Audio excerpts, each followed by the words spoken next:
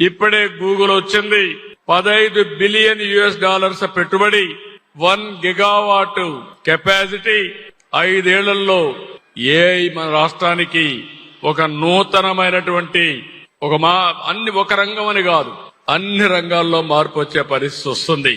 ఇంకో పక్కన మీరు ఒకసారి ఆలోచిస్తే దేశంలో ఎక్కడా ముందుకు రాకపోతే ఆ సమయంలో నేను అమరావతిలో క్వాంటమ్ కంప్యూటర్ పెట్టి 2026 జనవరి నుంచి క్వాంటమ్ కంప్యూటర్ కు చిరునామాగా మన అమరావతి తయారయ్యే పరిస్థితి వస్తుంది. ఇంకో పక్క శ్రీహరికోటలో మనం సెటిలైట్ లాంచ్ చేసే పరిస్థితి ఉంది. ఒకప్పుడు గవర్నమెంట్ లో తిరుపతి దగ్గరనే స్పేస్ సిటీ పెట్టి ప్రైవేట్ వ్యక్తులు కూడా సెటిలైట్ లాంచ్ చేసే పరిస్థితి, సెటిలైట్ సర్వీసుల్ని మన ప్రపంచానికి అందజేసే పరిస్థితికి వస్తున్నామని చెప్పి కూడా నేను మీకు తెలియజేస్తున్నా. ఇంకో పక్కన డ్రోన్ సిటీ పెట్టి పూర్వకల్లు కర్నూలులో భవిష్యత్తులో యుద్ధానికి కావాల్సిన డ్రోన్స్ గాని ఇక్కడ సింగపూర్ లో మీరు దుబాయ్ లో రేపు చూడబోతున్నారు. ఎయిర్ టాక్సీలు వస్తున్నాయి.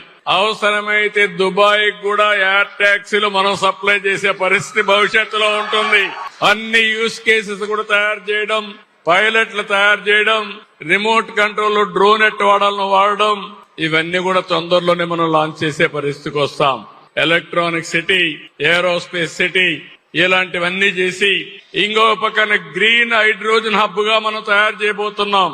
ఎక్కడెక్కడ సోలార్ గాని, విండ్ గాని, అదే మరి పంపుడు స్టోరేజ్ ద్వారా గ్రీన్ ఎనర్జీ కూడా దోహదం చేసి అవసరమైతే వేరే దేశాలకు గ్రీన్ హైడ్రోజన్ ద్వారా ఎలక్ట్రిసిటీ మనం సరఫరా చేసే పరిస్థితి కూడా వస్తున్నాం.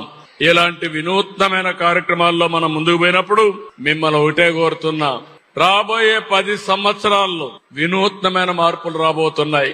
నేను ఎందుకు ఈ మాట వాడానంటే 1 గవర్నమెంట్ 1 సిటిజన్. ప్రభుత్వానికి అందరి సిటిజన్స్ యొక్క డేటా అంతా కూడా తీసుకుని డేటా లేక్ క్రియేట్ చేస్తున్నాం, కాన్ఫిడెన్షియాలిటీ మెయింటైన్ చేస్తున్నాయి.